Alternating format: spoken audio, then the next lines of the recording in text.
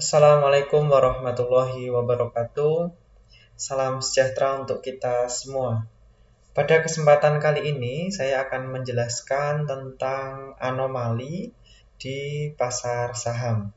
Ada 4 jenis anomali. Yang pertama adalah anomali peristiwa, yang kedua adalah anomali musiman, yang ketiga adalah anomali perusahaan, dan yang terakhir adalah anomali akuntansi.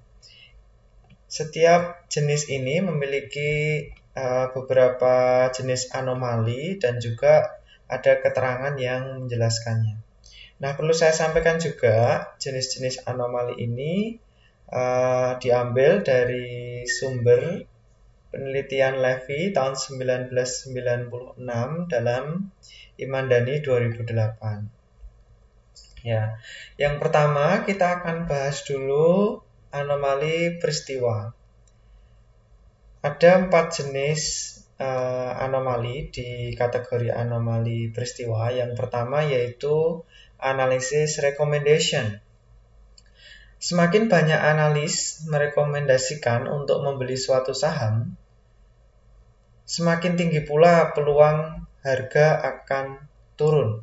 Ya, ini anomali ya. Jadi anomali itu yang kejadian yang di luar dari kebiasaan ya. Jadi kalau ada banyak analis yang merekomendasikan untuk membeli suatu saham, itu justru akan semakin tinggi peluangnya untuk harganya itu untuk turun. Jadi saya sarankan kalau saudara mau beli saham ya tidak hanya mengikuti apa kata analis, tapi sebaik-baiknya adalah saudara bisa menganalisis sendiri. Saudara menganalisis sendiri suatu saham dan saudara putuskan sendiri. Jadilah seorang investor yang independen, bukan hanya mengikuti apa kata orang begitu. Yang kedua adalah insider trading. Semakin banyak saham yang dibeli oleh insiders, semakin tinggi kemungkinan harga akan naik. Jadi insider trading ini adalah kejadian yang mana insiders ini adalah orang dalam perusahaan.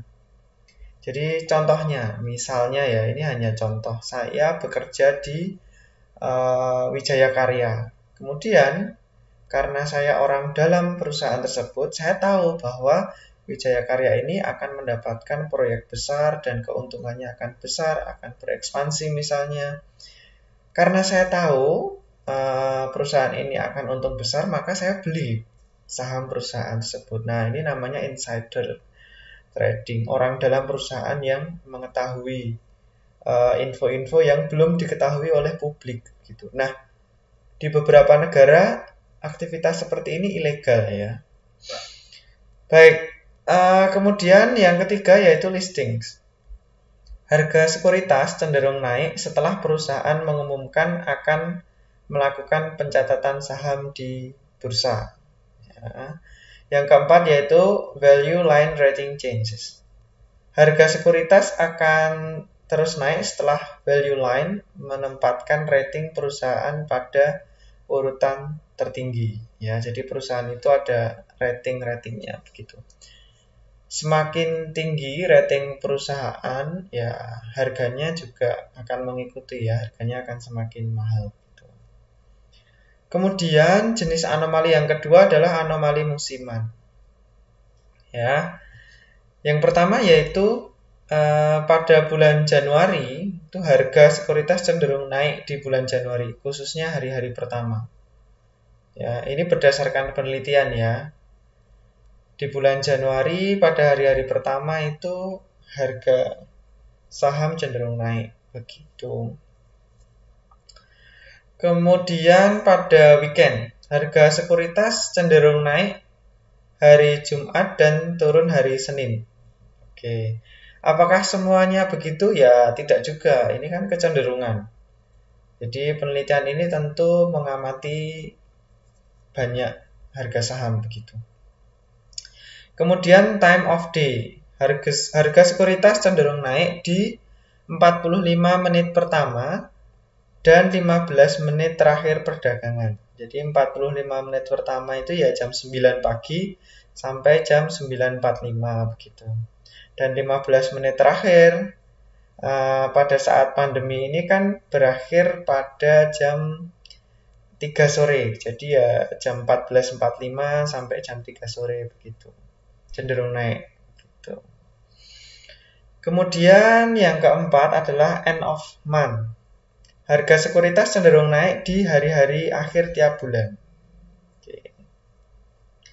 Yang selanjutnya yaitu seasonal.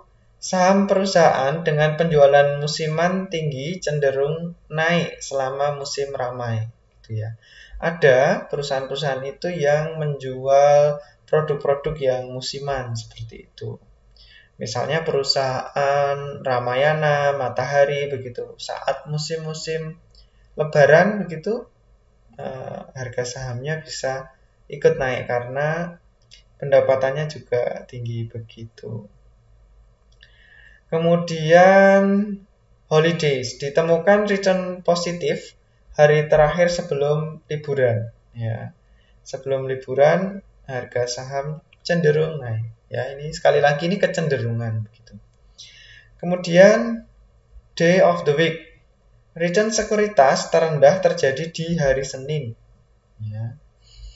Kemudian week 4, return sekuritas terendah terkonsentrasi di Senin, minggu keempat dan kelima.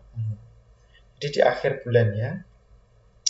Kemudian ada anomali perusahaan, kategori yang ketiga yaitu dilihat dari ukuran atau size-nya.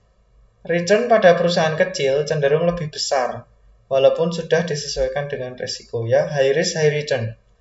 Jadi di perusahaan kecil, ya, harga sahamnya masih murah begitu, kita akan dapat return yang cenderung lebih besar daripada perusahaan yang ukurannya perusahaan tersebut sudah besar begitu. Biasanya returnnya cenderung kecil. Dan resikonya juga kecil karena perusahaan besar sulit untuk bangkrut begitu ya.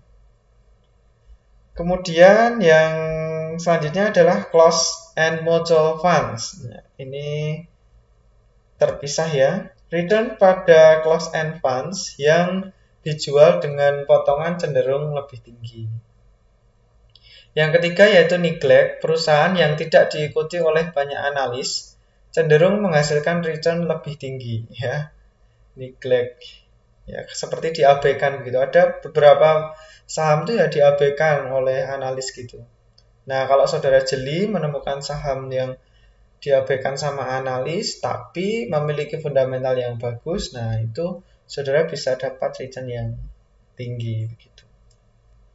Yang keempat yaitu institution holding. Perusahaan yang dimiliki oleh sedikit institusi cenderung memiliki return lebih tinggi begitu. Nah, kategori yang keempat atau yang terakhir yaitu anomali akuntansi. Price to earning.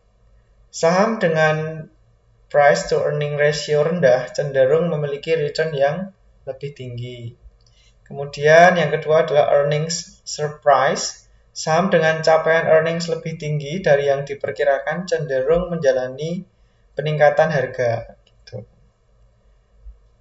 Kemudian price to sales. Jika rasionya rendah cenderung berkinerja lebih baik.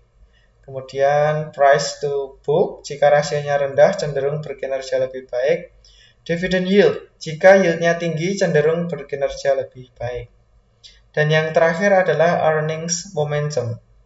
Saham perusahaan yang tingkat pertumbuhan earningsnya meningkat cenderung berkinerja lebih baik. Gitu. Dan tentu harga sahamnya akan mengikuti begitu.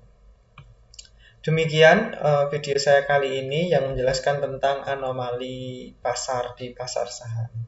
Semoga video ini bermanfaat. Terima kasih. Wassalamualaikum warahmatullahi wabarakatuh.